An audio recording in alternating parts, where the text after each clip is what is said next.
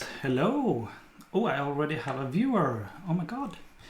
That was fast, that was quick. Welcome. There's a few more minutes before I'm gonna start talking about the subject, but I welcome you and I wanted to log in to make sure that the technology worked. So if you are watching me now, I would love it if you could just give me a heads up if you can hear me. That would be great. Maybe in a comment. I think that you are able to make a thumbs up or something like that. I will make sure I have the correct. Hi Sue. Lovely to see you again. I hope that you can hear me okay.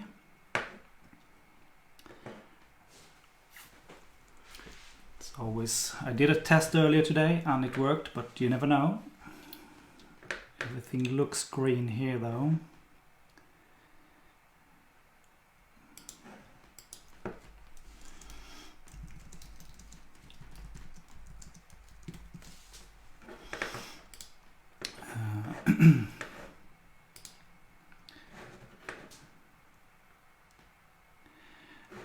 Hello Denise, all the way from Greece, awesome.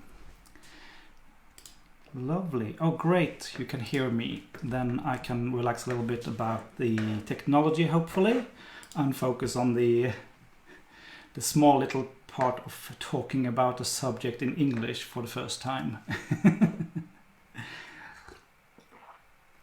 I'm not at all nervous.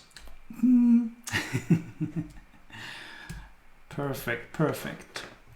I've actually even made a PowerPoint presentation which you will be able to see hopefully in a bit. I will share it as soon as I'm about to start here, and as I said, it's about 3 minutes left according to my clock here before we start, and hopefully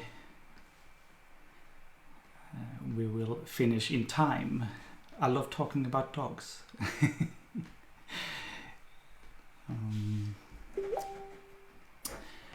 What I don't know is if I can quiet down everything else. I'll do like that, I think. So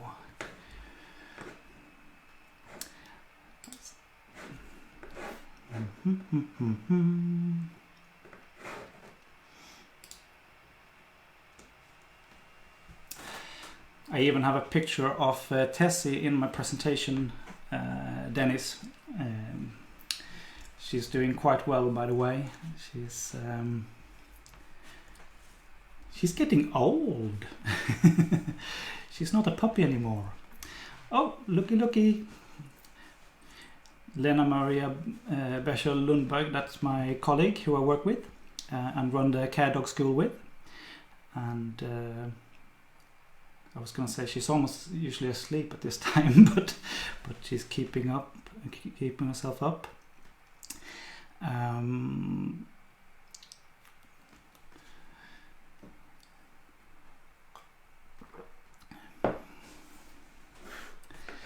nice, can see that the viewers are clocking in one at a time. That's really good. It's one of those things I presume that a lot of people will look at it as a recording afterwards, because there's so much to do and so many subjects to keep up with. So I hope that the subject will be interesting for a lot of people in the future.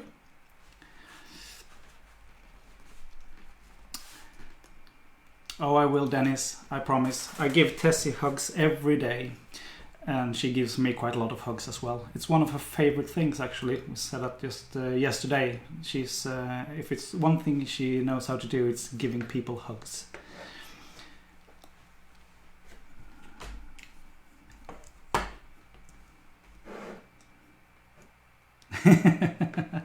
Awesome. Well, say hello to them from me as well.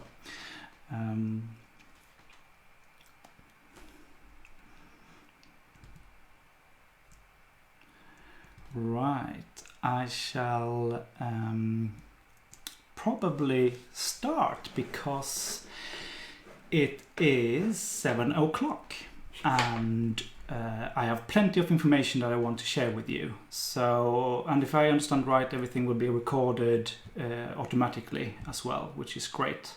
I've done a test, but this is otherwise my first Facebook Live event that I'm doing actually. So we'll see what's happening. And well, basically, I can do like that, I think. And as you see here, I will talk about care dogs in Sweden. And we call them professional teams, basically working in healthcare schools and care facilities. I see a spelling mistake already. Good start. Basically, I will talk about the Swedish model and why we think it's slightly different from other countries working with therapy dogs, which is the closest comparison, and what makes it special, basically. And because I don't usually like to just see a presentation myself, I think that you should be able to see both me and the presentation at this point. I will try to keep an eye on the comments as well, and we will have an opportunity for some questions and things in the end. And if something pops up whilst I'm talking, don't hesitate to write it in a comment. And I will try to get back to it when I have an opportunity to answer questions. So, right, let's get on with it. Let's see, let's do that and that. Perfect. So, some of you might wonder who I am, first of all, and that's always a good thing to start with. And there you have Tessie, Dennis, a picture of her in our garden, and Theo, because these are my two dogs that I have at the moment. Theo is a Labrador, working Labrador, who we took care of since his previous owner unfortunately died, and he needed a new home. Tessie I've had since a puppy. Yeah, and she's about 5 years old now, I think. Yes, and Theo is 6 years this year.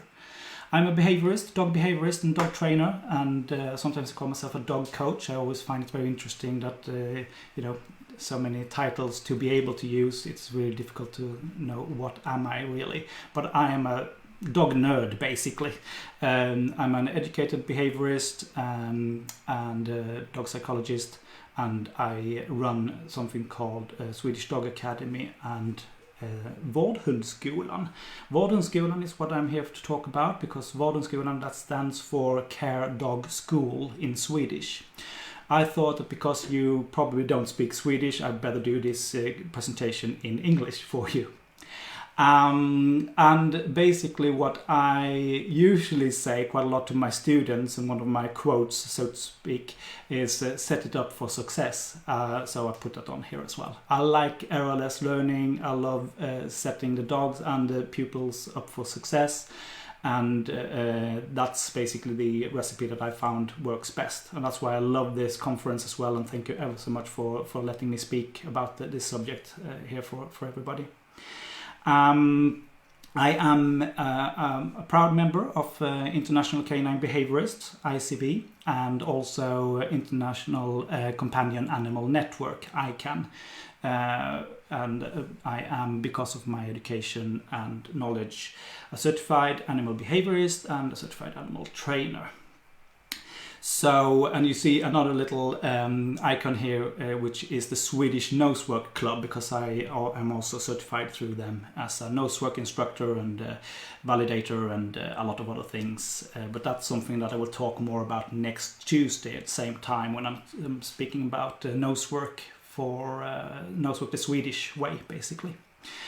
Right, so that's a little bit about me in a nutshell. But we are here to talk about care dogs, and care dogs, where do they come from, why don't we call it the therapy dog, etc. here in Sweden, and what did we want to achieve basically with the development of this new profession, as we talk about every now and then. And it all basically come down to the fact that we know that animals, and dogs in particular, has a really good use, good place in the work of healthcare. So whenever there's been people taking dogs or other pets with them to the healthcare center or whatever, it's obviously mostly had a really good what's the word? Really good impact on the patients, basically. And we even know that looking back at even Florence Nightingale, who everybody knows about, probably a little bit at least, how she actually once said that a small pet animal is often an excellent companion for the sick, for long chronic diseases especially. And this is very interesting because, I mean, she's not from the 19th century. She's really, or the 20th century, I should say. She said this around 1860, if I believe right. So this is not a new thing. We know that animals can heal, and we know that animals are good health options. However, we might need some structure to it all. So that's where the care dog and the therapy dogs and everything comes in to a certain degree. If we're looking even further on, we have this amazing thing about, which is also history of the dogs actually helping people. This is an organization called, well, in a loose translation, the Swedish Protective and Healthcare Dog. And it was founded in 1918, and they worked with pets to find sick people in the debris of war, usually. And that's where they sort of started to find a way of actually using the dogs to help people in certain ways. So that was also just fun, because I think that it's very important to look at the history before we actually thinking about where are we today and what's happened. I should also say that throughout this lecture today, I will talk about things that are difficult to use maybe the right words sometimes, because English is obviously not my first language. So I will I've tried to find good examples of words to use instead in English instead of Swedish versions, but I don't mean any disrespect to any groups or anything like that if I happen to say slightly wrong at some point. Just a little notion. So if we go on to a little bit new history, so to speak, we have this person called Boris Levinsson, who many people know about, and he sort of coined the expression animal therapy in the 60s, and he used his dog Jingles to as a bridge between the therapist and the children that he treated as a psychologist. And from this he basically found a way of creating a project that later became the therapy dogs, basically. Yes, so that's where it's coming from. And all this is history which we used here in Sweden as well when we created this new profession, care dog handler and care dogs. So that's why I thought it was very interesting to bring it up. However, if we go on to the next slide here, you will find that the Swedish model is slightly different. Even though it's based on the work of therapy dogs, which we find in a lot of different countries, we wanted to sort of make the actual team working, we wanted to make them a paid permanent staff and not volunteers, because if you look at the therapy dog systems that are in most places in the world, it's a voluntary basis model. And I'm not saying that's wrong. I'm not saying that that doesn't work well in particularly those countries. However, what we wanted to find here in Sweden was a way of actually lifting the dog and lifting the person working with the dog to a new profession, and making sure that people around understand that these are specialists basically, and they have specialist knowledge. So that's sort of part of what the Swedish model is all about. It was created to ensure a structured approach basically to both animal-assisted intervention and animal-assisted activity.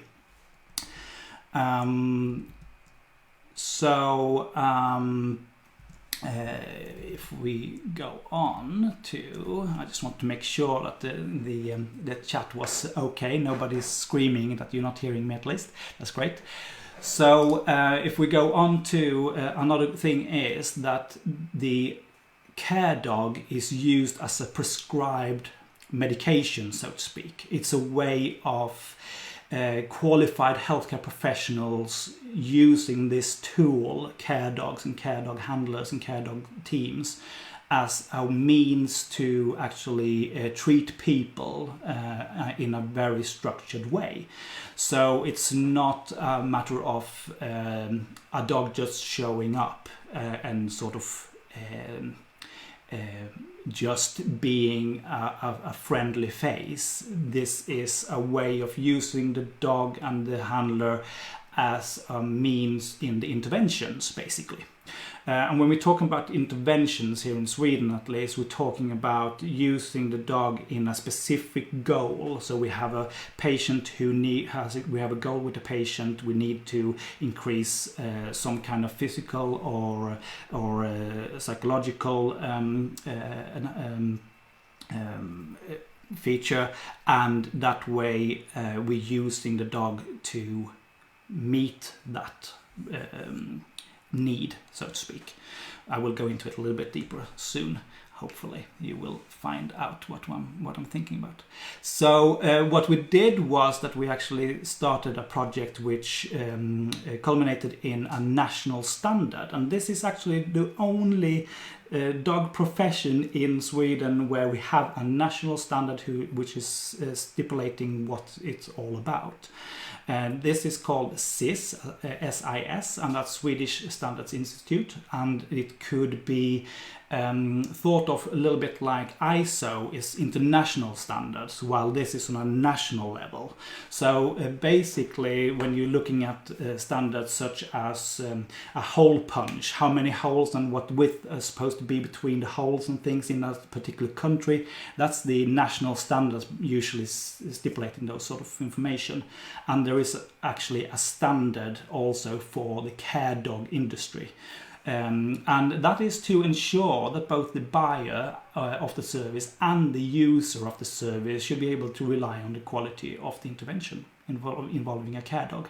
You should know what you are getting, basically, and there should be some kind of good level, no matter where you've been educated and no matter where you are working, so to speak. And it's also to regulate continued quality, because it's really, and I think this is something that we have a problem in a lot of the dog community, that we have sort of education programs, etc., that once you've got the certification, that's it, and then you are certified for life. But what we do with the care dogs and the care dog teams, they have to re-certificate themselves every second year, to be honest. And that's something to make sure that they are still up to standard, still keeping up, still healthy, still knowing what they're talking about, knowing what they are doing, and the dog is still liking the work, because we should not forget that we are putting the dogs usually in a situation which could be construed as non-ethical if the dog doesn't actually want this. So we have to make sure, we have to put as much effort in as possible to ensure that the dog is still liking the job. And that's something that the standard also helps to regulate, so to speak. Now we do get a lot of questions about what is a care dog, why don't you just call it a therapy dog, and so on. And there's loads of different types of dogs working in hospital environments or schools for that matter, such as read dogs, etc. But the one thing that we found is that the therapy dog name was so linked to the voluntary sector, and we did not want here in Sweden for this new profession to be construed as being a voluntary thing. This is a specialist team going in when the usual care doesn't normally work, or we need that extra effort in a different way, that a pill or the medication doesn't work, or the therapy doesn't work. That's when the care dog specialist team actually intervenes. So usually the care dog also work with very, very fragile people who where they are possibly at the end, this is the last way of actually being able to help them. So, and the difference between these, and I'm not saying that one is better than the other as such, I'm just saying that they have different uses maybe, and they should be maybe used in different areas and different types of activities. And the ones that I found also, I remember that when I lived in the UK, that there was something called pat dogs, basically dogs, from my experience, that was at least dogs that visited old people's homes, care homes, etc., and was a friendly face, some dog to pat and be nice with, etc. And of course that can help. I'm not saying that that's not a good thing. I'm just saying that the care dog has a slightly different approach, because there's much stricter prerequisites needed, and the education of both the dog and the handler has to have specific education themselves. And the only one that has a clear standard so far is still the care dog team. So if you are buying a product, a service, as a home care or whatever, a care home I should say, then you know that if I'm getting a care dog team, this is what I'm getting, because there's a standard that says this is what they need to know, this is what they're supposed to be educated in, and this is how the certification works, and this is how the recertification works, etc., etc. So it's a quality that we can sort of lean on, basically. And this standard, I should also say that it's culminated from a project involving a large number of healthcare professionals, or disability organizations, managers, potential users and buyers. It was a massive project with a lot of money from the from legacies, etc., to get it in place. And basically together they built up this way of working, which everybody are happy with.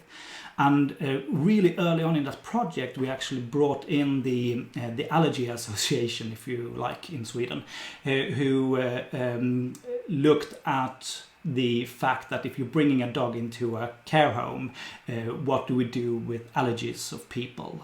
If they have a dog allergy, what do we do? How do we cope with that? How we deal with that? So that's also really early on. We brought that into the project just to make sure that we actually found ways of working with it in a structured manner.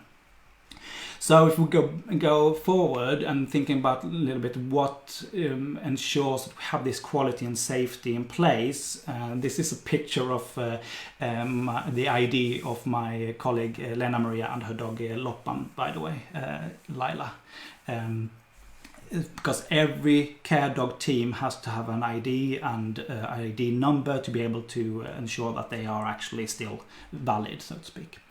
And the handler has to have education in subject of health, school or care. That's really important part of the whole standard. So you can't generally be, let's say, a car mechanic and think that, well, I have a nice dog here, I should educate and start the education program to become a care dog team. You have to yourself as a person and handler, you have to have education yourself and ideally work experience as well within healthcare or schools or some kind of care industry. That's really important, because in the end of the day we're working with the people and the person, the user involved. That's the main focus of it all. If we lose that focus, then we lose the whole idea and the reason for being there as a care dog team. So that's really, really an important thing. And this means that the person handling the dog also has an understanding of what's actually happening with the user, and when doing the intervention they have specialist knowledge of, for example, dementia or whatever. And then the dog has to complete a special aptitude test, and the aptitude test for the care dog is slightly different from the test that we do for like the kennel club or similar in your countries maybe, because this aptitude test was what we brought into that was the thing we call the genuine social abilities, basically. So what we wanted to see in a dog when we do a care dog aptitude test was that the dog has an absolute love for strange people. Yeah, in a way. So what that means is that we found that a lot of dogs they are social with other people if the handler is present, but as soon as the handler is away or not present, the dog says, well, I don't really care about strangers. And that thing showed for us that the dog doesn't really like people to that extent where we needed to be able to cope with the care dog industry. And the care dog industry, what I mean with that is that when they meet the person, they have to be able to produce, because if you pay for a service, you can't sort of say that, well, the dog didn't really want to do it today. You have to be able to make sure that it works. And also back to this ethical thing about making sure that it's the right dog at the right place, because if we think that, oh, but my dog is so loving and it's a perfect fur and it's so nice, and we put it through these kind of meetings with strangers and users in different ways, and maybe even involve some interventions and training, then I would say that we are on thin ice if we're looking at the ethical view for the dog, and not something that we want to promote, basically. In the aptitude test, I should also say that we're looking at the cooperation abilities and the object interest, etc. And these are sometimes not, maybe not things that they have to have perfectly at this point. It's just that we need to see that there is potential. They have a potential to actually cope with the work. They have a potential to like the work, and they have a potential to actually complete the 1 year long education program, because that's what it takes to become a care dog team, basically. And in this education program, we also have, which is stipulated again from this national standard, we have to have 100 hours of internship, basically. What I mean with that is that throughout this education program, the dog team has to go out into the real world as students, still internships, and practice and ensure that they're getting this art of working as a care dog team in place. And that's also something that we found is really, really important, because sometimes we find that other education programs have much less hours, maybe 20 hours or 40 hours, etc. But what we found is that with our students is that they really need this time to ensure that they can apply the art of being a care dog team and learning to know each other and applying the practicalities, etc. And so that's one of the strengths as well throughout this education program that is stipulated by the national standard. And that's not all. Obviously, there is a theoretical test that they have to complete, and also exam work that they have to write up to ensure that they have a theoretical knowledge of the dog and dog training, etc. And also, of course, the actual work with dog animal-assisted interventions, animal-assisted activities, because that's basically what we work with. You could argue that the pat dog works solely with animal assisted activity, whilst the therapy dog to a certain degree, but definitely the care dog, that the main focus is interventions. Goals that we meet and we evaluate after 10 meetings with this user, for example, etc. And the thing with, I think I'll get to it later, but I might as well mention it right now, that the thing with the care dog as well, and why we're working on prescription, is because then it has to be evaluated, and the evaluation is really, really important, because that's made by a third party. So the prescription might be from, for example, a doctor, and the doctor says that this user needs a care dog. We have this goal with the intervention. You have 10 times to meet once a week, let's say, and halfway through you do like an assessment together with the doctor, and you find that, well, this is actually progressing correctly, or we need to alter the prescription. We need to make sure that the intervention goes slightly differently, or we have already met the goal, which is quite often as well, actually, that even if we have 10 times to meet, maybe even after 5 times it's already done, and we can maybe go on to the next goal. And afterwards there's always also some kind of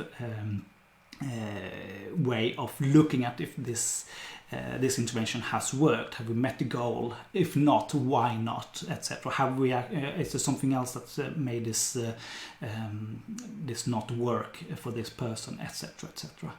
And that's a really good thing, because we are always scrutinizing ourselves. Basically, we're always looking at, is this the correct thing? Is this right? And the funny thing is that in most cases, yes, it is. Because the care dog team does do miracles, basically. It's really interesting.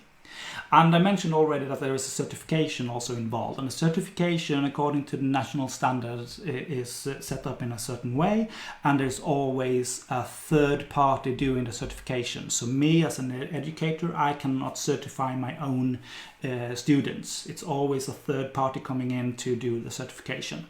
And that's a really good thing to make sure there's an objectivity, and making sure that the signage on that paper in the end is actually done by a third party, and you can sort of stand behind it. And also the certifier has to have certain level of education as well. It can't just be anybody liking dogs. It has to be a person educated in ethology and behavior to be able to do this, and also knowledge in the healthcare industry. So that's really good. And as I mentioned earlier, which I want to emphasize, is that there's also this recertification every second year. So once when you start working, you can't just relax and think, yeah, that's it, now I'm set for life. You have to every 2 years come back, do a recertification, a test, making sure, checking out of the health of the dog, making sure it's healthy, etc. Because it's, to be fair, we need to make sure that all dogs out there with an ID tag that is valid, they have to be up to standards. Otherwise, it all falls apart. So the initial thing that we took into this project, this is where I just check, yep, everybody's still with us. The thing that we looked at in this project was because we had to sort of make sure that we couldn't focus on everything at the same time, so to speak. And that was that we started off with two groups of healthcare users. So it was the people with dementia and the people with acquired brain injury, including stroke. That was what we started off with because we had to sort of narrow it down to something.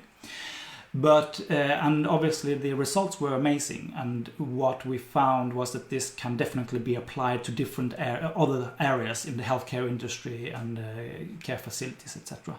So today we could say that the care dog is actually in loads of places, in most places in the healthcare, except for maybe the what's that called in English, intensive care units. That's probably one of the places where it's not sort of in at the moment.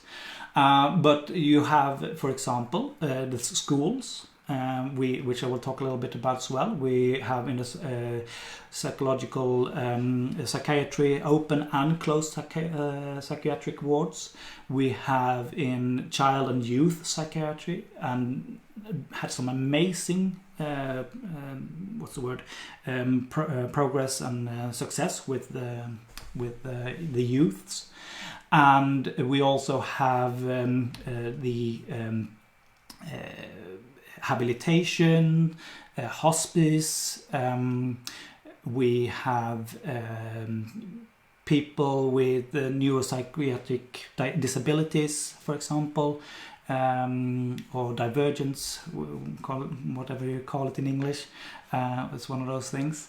And the thing is that there is actually one picture here that I haven't talked about yet, which is quite interesting. We have a care dog team working at an optician, and that's why we have a dog with glasses here, because and the interesting thing here is that it's a person working mainly with people from with some kind of autism or similar, and who might have real difficulties in coping with checking out their eyes at the opticians.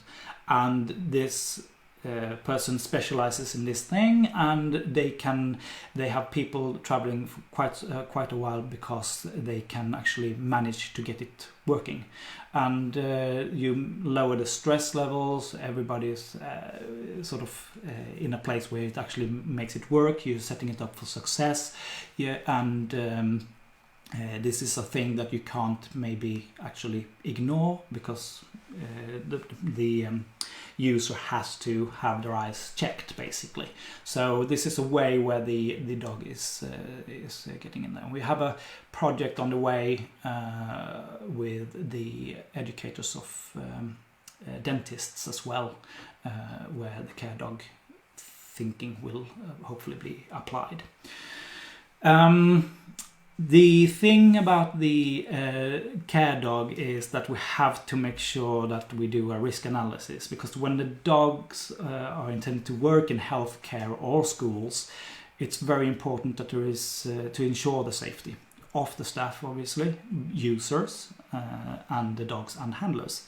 We can't just go in and think that, well, this will be good. We have to make sure that we have guidelines in place, that we know where are we allowed to be, where are we not allowed to be, when are we allowed to be, who do we meet, who do we not meet, do we have the authority to do this, that, and whatever.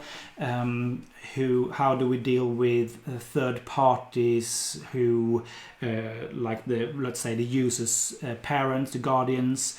How do we make sure that they are on ball with information, etc.? And how do we make sure that we do like a risk assessment and make sure that we don't fall into any bad situations? So that's a big thing that we work with, and we do that mostly on quite a high level.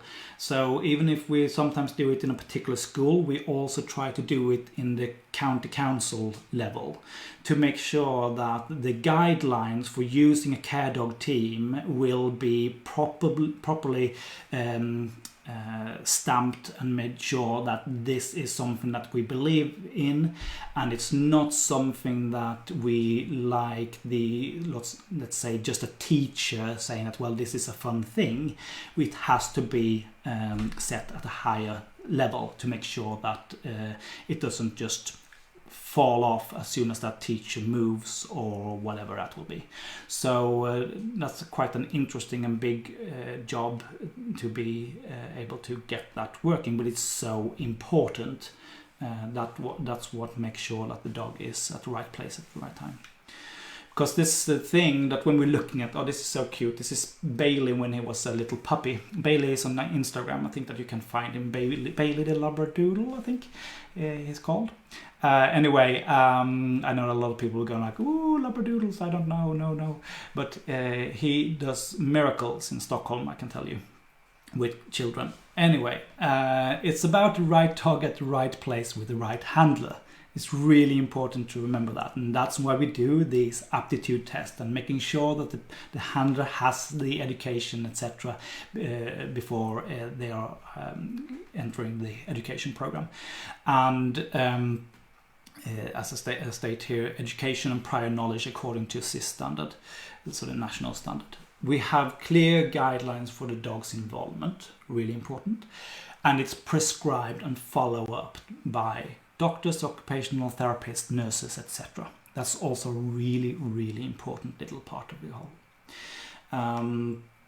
We have to make sure that all interventions where a care dog participates has to be with the patient in focus. I've already mentioned this a little bit, but it's really something that is easy to forget about when you are a dog person, to be honest. It's so easy to focus on the dog instead of the actual sort of goal of the intervention.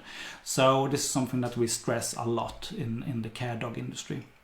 And the goal is for all parties involved shall feel the work is well planned, safe, professional, and adapted to the caretaker's wishes and needs. Because sometimes what we have to do in an intervention with one user, we might not be able to do with a different user. So we always have to make sure that we have loads of different tools to bring out whatever we are working on. But it's also really important to be, as I say here, responsive if a care dog is not wished for or suitable. It's so easy that we think that, well, everybody loves dogs, don't they? Well, to be honest, it's not always. And also not suitable could be if you have a very aggressive person at a home, for example. Then you can't go there with the dog and actually risk the dog to take injury and be injured. That would be a really, really bad decision. And you always have to make a risk assessment and make sure that how can you go into this kind of meeting without the dog being injured or being damaged, basically. And we actually, there's a funny story because we had a woman who she'd had dogs all her life, and the children, she went into a OAP home, and her daughters said that, oh, she loves dogs, of course she wants a care dog, and that would be really good for her because she could really need it, etc.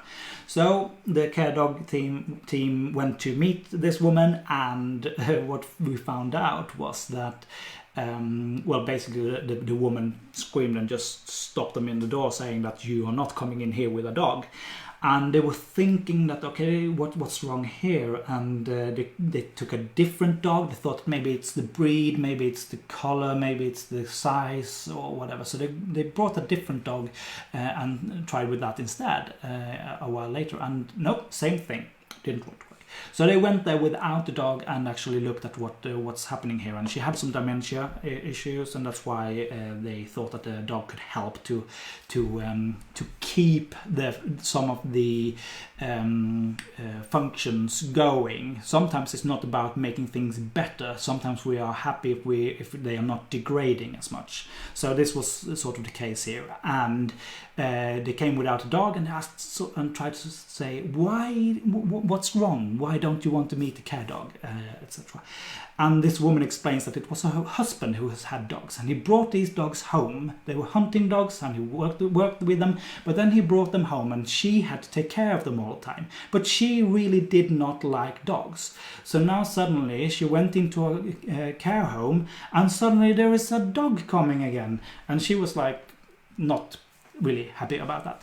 What she didn't understand was that the dog wasn't supposed to stay with her, and once you found out that the care dog team is just coming to visit and then actually leaving together again, then she was quite happy, and they got some really good results with interventions. But it was just an interesting situation where you have to be listening and seeing, is this actually suitable for a care dog team or not? Is it not wished for, and what have you? And then you say, okay, thank you very much, I'll go on. There's other people who needs a care dog, so that's no problems. But just a little funny thing. Right, so I'm going on to talk about the fact that the care dog team has lately also been used quite a lot in schools. And we at the care dog school, we actually brought people over from the Reed educators in the US, and educated a few people here in that kind of area. And if you know about Reed, it's the Reed concept has to do with teaching children to read, basically. And what we found was the dogs educated and trained according to the care dog standard, in combination with an extrapolated version of the Reed concept, the dogs could create miracles in schools, basically, in all different subjects. So not just reading, or like mathematics, geography, English, other languages, communication skills, social skills in general, etc., etc. I can go on and on and on. And so nowadays we have something we call school dog instead. So you could actually become a care dog, and you can become a school dog team as well if you want, and if you have that kind of knowledge, so to speak. And the interesting thing about this part is that you are working with children who, if we don't take care of them at this point, they will become a real, how to say, a cost and a liability to the society later in life. And that's something that we're looking at a lot here in Sweden, to make sure that we are getting in at a time when we can actually help and alleviate, and making sure that we don't get the big problems later on. And one of those projects that's been taken care of or sort of stemmed from this kind of education is where we're looking at children who don't want to go to school, and they're becoming sort of home sitters, we say, in Sweden. And that's a massive undertaking from the schools and the psychologists and the healthcare teams and etc. to try to get these children back in school, because we know that it will sort of their future will really depend on them getting some kind of education. And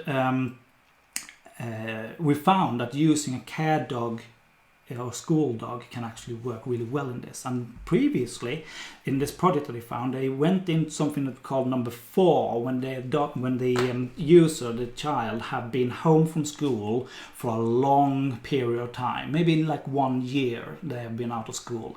And that's when they call in a care dog team, and then they work with them to get them back into school, and it worked really well. But what they found was that if they started already at number 2, because when they found out the different sort of triggers and find out what is the prerequisites for actually becoming a number 4, and they found that if they go in with the care dog team already at number 2 instead of number 4, they found that they could do massively better results much quicker, and alleviate the problems when the user or the child in this place comes to number 3 or number 4, as in and the healthcare teams and everything has to go into to try to help and steer things up. So that's just an interesting little fact.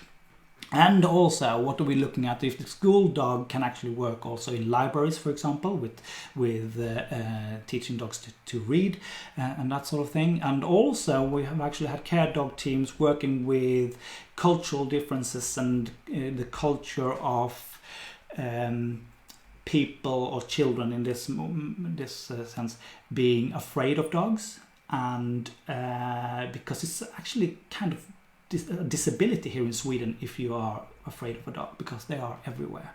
So we found that the care dog team and the school dog team can actually work to help these children to not be so afraid of them, at least. And that's really, really interesting.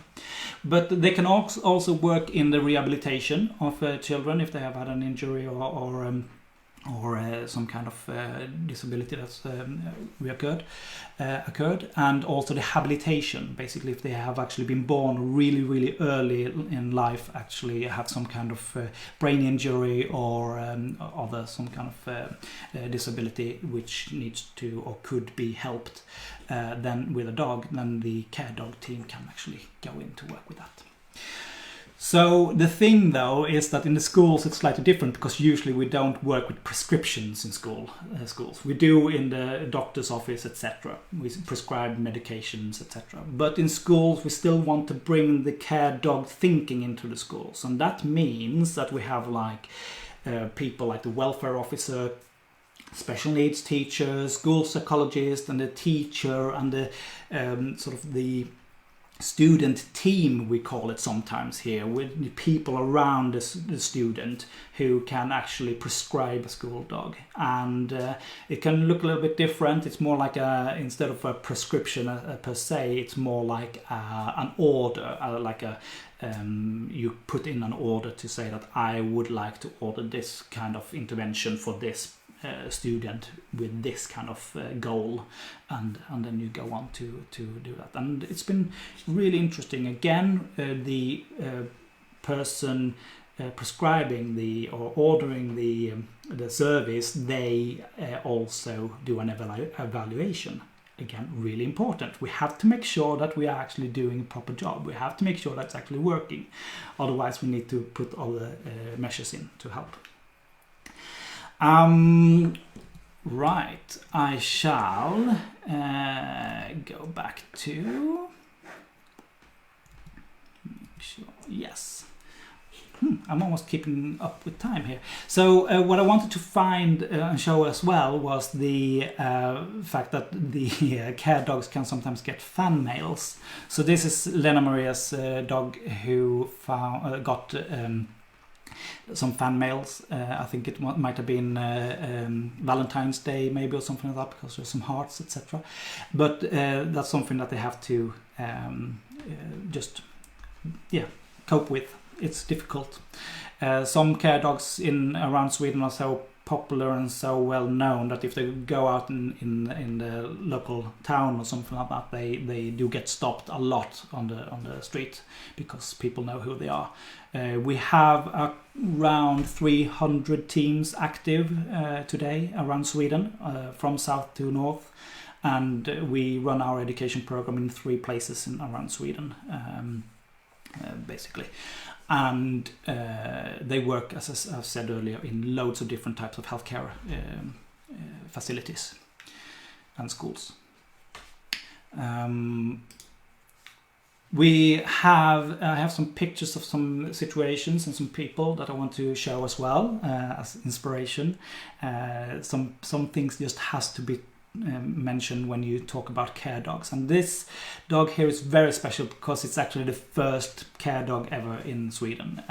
The first one certified for according to the national standards. And this is Bosse, here's his name. And he worked in Uppsala together with Mia Beve, the handler. And this is actually Mia Beve's grandmother, who Bosse is meeting here, and that's why we are allowed to show a picture of her, because that's one of the things also that we are really careful about, showing pictures of people in this kind of industry. But Bosse was the first one, and he has also been the Dog of the Year. He had a Dog of the Year award twice, I think, here in Sweden, which is quite amazing. This is, and I should say that Bosse and Mia, they worked at the time with dementia and OAPs in general. Nowadays, Mia is involved with the biggest team in Sweden. They have about 17 dogs in that county council, working in basically all different types of units. And the county council has set a goal to get dogs in all places, basically. No matter where you are in Uppsala, you are supposed to be able to get a care dog.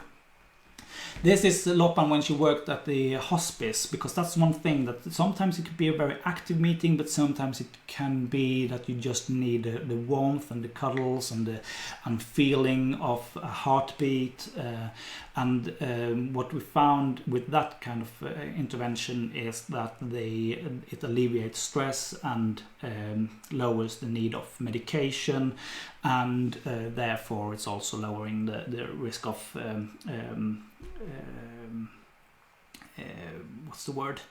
Medication that brings up things that are not good for you around it. Biverkningar. I've totally lost the words.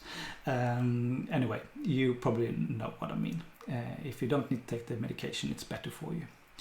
So, and sometimes you could argue that, well, why would a care dog need to have all that extensive education to cope with lying still in a hospital bed? Well, yeah, because it actually takes a lot of the dog. It takes a lot of energy for the dog to do this kind of intervention, and you need to make sure that the dog actually wants to do it. It's really important, and you have to, as a handler, know and see the signs if your dog should need a rest or what have you, for example. This is a kid who has had brain hemorrhages several times, which makes it really difficult for him to move. So they're working with a care dog and a care dog team to make sure that he does his movement exercises, basically. And at this point, I think he has a treat on the foot, and he's probably lifting it up and down and counting to like 3 or 4 or something, working on the balance, working on the movements, and when he's counted to 3, he's telling the dog that it's allowed to take the treat. Kind of thing. Yeah. Without a dog, he would not do his exercises, basically. Is Sahara.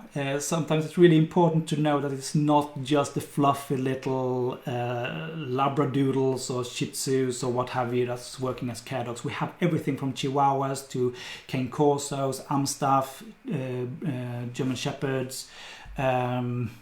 Basically all different types of breeds. It's always the personality and the individual that we're looking at to make sure that they are suitable for this kind of area of work.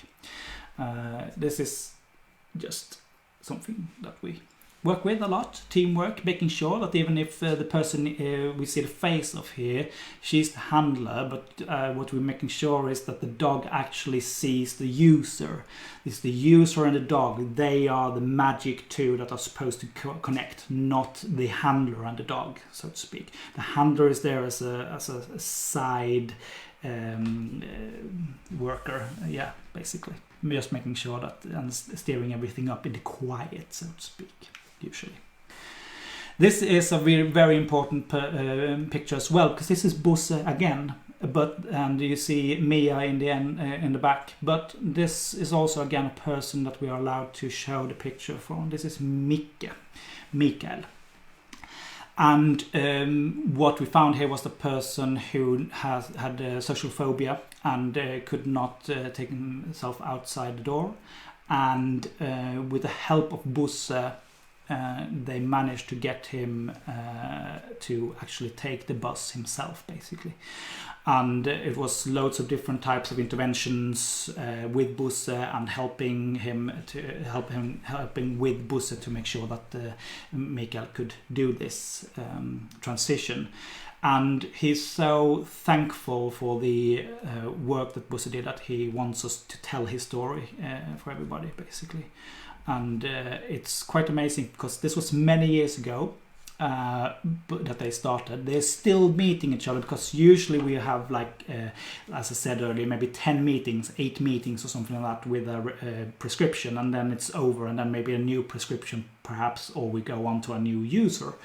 But in this case, we actually have a person who Mia actually meets every now and then still to keep up the work with Mikael, and still he takes the bus once a week to his mother and seeing his mother. Before Bosse started work with him, he was so isolated and he couldn't get out, and he couldn't see his mother because of the travel issues, etc.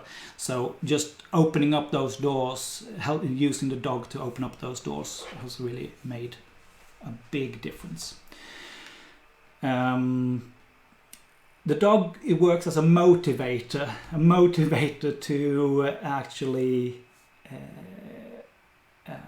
move on and cope and actually develop new ways of functions, basically. And depending on if it's physical or psychological, then you have to make sure that the motivator works slightly differently, basically. And that's what the whole education program is about. This is Dobby. He's treating his user to a cup of tea. Yes. And the last picture I'm going to show you here is of Lena Maria, my colleague, and Loppan to the left, and Cecilia Bergqvist and Bailey. And they were also, as care dog teams, they were involved in a big movie premiere at Cosmonova at the National History Museum here in Sweden, with a film called Super Power Dogs, basically working animals, working dogs.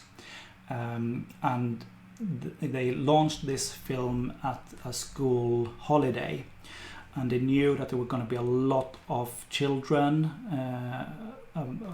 going to this premiere at the National History Museum in Stockholm.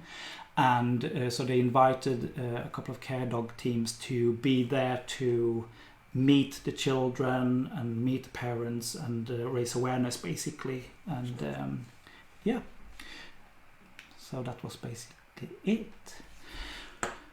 So I've been talking for an hour. I'm really impressed with myself that I've kept the time. I can talk for England, talk for Sweden. I hope that you have learned something, and maybe you have some questions. If you have questions, don't hesitate to ask. I will go on to do that. So you see me.